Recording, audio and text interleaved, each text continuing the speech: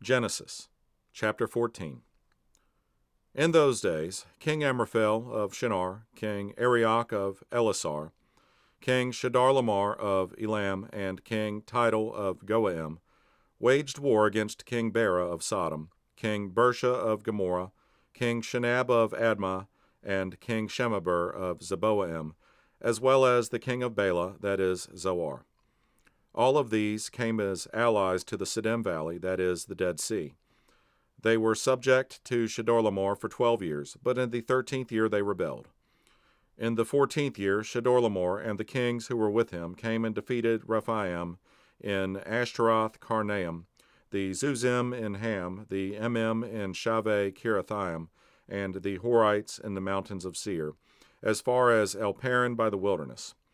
Then they came back to invade Mishpat, that is, Kadesh, and they defeated the whole territory of the Amalekites, as well as the Amorites who lived in Hazazon Tamar.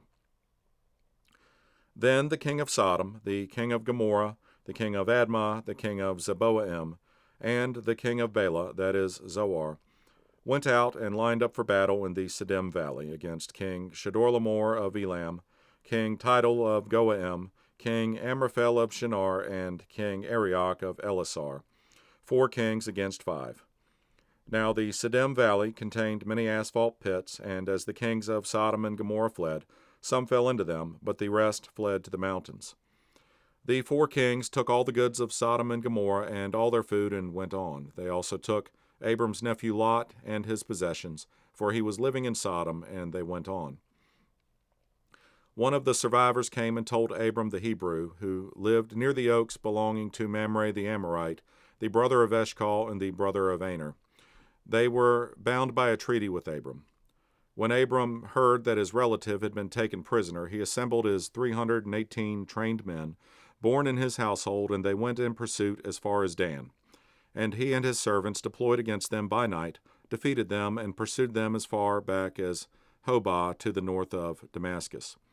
He brought back all the goods, and also his relative Lot and his goods, as well as the women and the other people. After Abram returned from defeating Shedar-Lamar and the kings who were with him, the king of Sodom went out to meet him in the Shaveh Valley, that is, the King's Valley. Melchizedek, king of Salem, brought out bread and wine. He was a priest to God Most High. He blessed him and said, Abram is blessed by God Most High, creator of heaven and earth, and blessed be God Most High, who has handed over your enemies to you. And Abram gave him 1/10 of everything. Then the king of Sodom said to Abram, Give me the people, but take the possessions for yourself. But Abram said to the king of Sodom, I have raised my hand in an oath to the Lord God Most High, creator of heaven and earth, that I will not take a thread or sandal strap or anything that belongs to you, so you can never say, I made Abram rich. I will take nothing except what the servants have eaten. But as for the share of the men who came with me, Aner, Eshcol, and Mamre, they can take their share.